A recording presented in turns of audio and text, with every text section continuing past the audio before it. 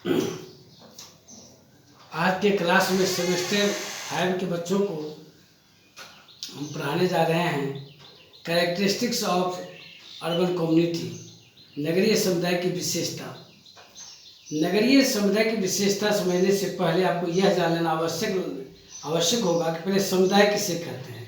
साधारण तौर पर समुदाय से तात्पर्य व्यक्तियों के एक ऐसे समूह से है जो निश्चित भूभाग में निवास करता है और जहाँ लोगों के बीच हम की भावना होती है, अर्थात व्यक्ति में प्राथमिक संबंध होते हैं, व्यक्ति में घनिष्ठता होता है, अपनापन होता है, सब एक दूसरे को सुख दुख में काम देते हैं। तो ऐसे समूह को हम क्या कहते हैं? समुदाय कहते हैं। जैसे गांव हो गया, मोहल्ला हो गया, राष्ट्र हो गया, यह सब आपको समुदाय के उदाहरण हैं। नगर हो गया, कस्बा हो गया, यह भी एक समुदाय का, it is also kinds of examples of community. मुख्यतः समुदाय को दो भागों में बांटा गया है, ग्रामीण समुदाय और नगरीय समुदाय। ग्रामीण समुदाय से तात्पर्य ऐसे समुदाय से है जो गांव में रहते हैं। आप सभी जानते हैं कि भारत में 68% गांव में रहते हैं लोग और 32% लोग नगर में रहते हैं। तो नगर में रहने वाले लोगों के समूह को या समुदाय को हम नगरीय समुदाय कहते हैं। साधारण तौर पर नगरीय समुदाय से तात्पर्य ऐसे समुदाय से है जहाँ के लोग गैर कृषि कार्य के द्वारा जीविकोपार्जन करते हैं। विभिन्न समाजशास्त्री ने भी अपने परिभाषाओं में इसी बात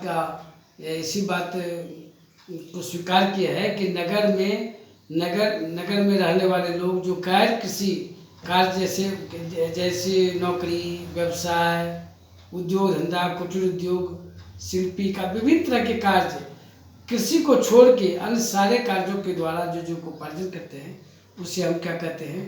तो नगरीय समुदाय कहते हैं। नगरीय समुदाय में आपको कस्बा से लेकर कस्बा, इसके उदाहरण में आ जाते हैं कस्बा, शहर, नगर, महानगर, ये आते हैं। अब हम आपको विभिन्न समाजशास्त्रियों ने नगरीय समुदाय की कुछ विशेषताओं की चर्चा की है। नगरीय समुदाय की पहली विशेषता है कि जनसंख्या की अधिकता या जनसंख्या की विभिन्नता। आप देखिएगा, खुली आंखों से देख सकते हैं कि नगर में जो निवास करते हैं तो एक नगर में ही विभिन्न जाति, धर्म, भाषा, संस्कृति के लोग निवास करते हैं। कोई हिंदू होते हैं तो कोई मुसलमान होता है, कोई इस्लाम होते हैं, कोई सिख होता है तो कोई ईसाई होता है। सबका देखिएगा तो कल्चर अलग होता है, भाषा अलग होता है। तो ये नगर में आपको देखने को मिलेगा कि विभिन्न तरह के लोग, विभिन्न जाति, धर्म, भाषा के लोग एक साथ निवास करते हैं। यह इसका एक विशेषता होगा कि यहाँ पर आपको जनसंख्या की विभिन्नता देखने को मिलेगा। दूसरा देखिए पेशा की विभिन्नता या व्यवसाय की विभिन्नता देखिएगा, दूसरी विशेषता हो जाएगा नगरीय समुदाय का। यहाँ देखिएगा तो विभिन्न पेशा के द्वारा लोग जीविकोपार्जन करते हैं। कोई नौकरी करता है तो कोई व्यवसाय करता है, कोई शिल्पी का काम करता है तो कोई औद्योगिक मजदूर का काम करता है, कोई थोक विक्रेता होता है तो कोई खुदरा विक्रेता, कोई फुटकर विक्रेता होता है, कोई रिक्शा पुलर होता है। तो माने देखिएगा तो अगर आय के आधार पर भी आप देखिएगा तो विभिन्न आय वर्ग के लोग रहते हैं, उच्च आय वर्ग के लोग रहते हैं, मध्यम आय वर्ग रहते हैं, निम्न आय वर्ग के लोग रहते हैं। तो यहाँ व्यवसाय की विभिन्नता भी देखने को मिलता है। नगरीय समुदाय की तीसरी विशेषता कह सकते हैं कि यहाँ आपको देखने को मिलेगा द्वितीयक संबंध होता है।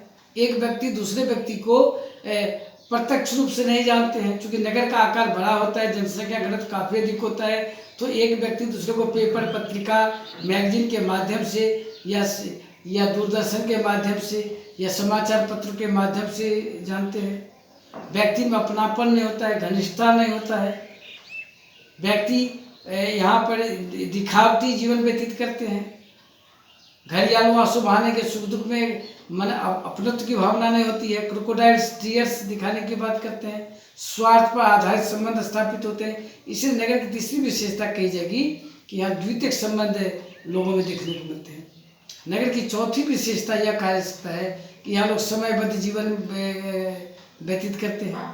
आप नगर में देखिएगा, शहर में देखिएगा या महानगर में देखिएगा तो आदमी समय से कार्यालय जाते हैं, फिर समय से कार्यालय की अवधि समाप्त होते फिर घर लौटते हैं, समय से बाजार जाते हैं, समय से मार्केटिंग करने जाते हैं। हर व्यक्ति समय से बंधे होते हैं। चूँकि नगर के लोग बुद्धिजीवी होते हैं, पढ़े लिखे होते हैं, शिक्षित होते हैं, तो वह जानते हैं कि टाइम इज मनी, समय का बहुत ही महत्व है। टाइम समय को खरीदा नहीं जा सकता है, इसलिए हर व्यक्ति समय का महत्व को समझता है और समय के अनुसार बच्चे सही समय विद्यालय जाते हैं, दुकानदार सही समय स्कूल खोल देते हैं, कोई अपना कार्य करने के लिए दुकान खोलने के लिए चले जाते हैं, अस्पताल सही समय प्रारंभ हो जाता है, विद्यालय महाविद्यालय सही समय। तो मैंने देखिएगा हर व्यक्ति और हर संस्था हर कार्यालय समय से शुरू होता है और समय से बंद होता है, इसलिए समयबद्ध जीवन भी इसकी विशेषता कहते हैं। नगरीय समुदाय की पांचवी विशेषता यह कही जा सकती है कि नगर में श्रम विभाजन और विशेषीकरण देखने को मिलता है। नगर में रहने वाले जो लोग होते हैं वह एक व्यक्ति एक ही कार्य को अच्छे ढंग से करते हैं। यहाँ देखिएगा जो डॉक्टर होते हैं वह सिर्फ इलाज करने का काम करते हैं, पढ़ाने का काम शिक्षक करता है, और उसके बाद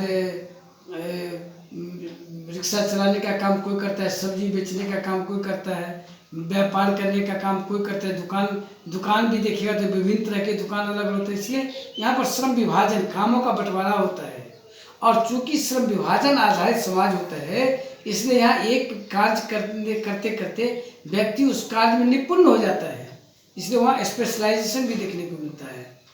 यहाँ पर देखिएगा आप तो जैक ऑफ ऑल ट्रेड्स नहीं मिलेगा, यहाँ पर देखिएगा यहाँ पर हर फर्म वाला आदमी नहीं मिलेगा, लेकिन स्पेशलाइज्ड आदमी मिलेगा।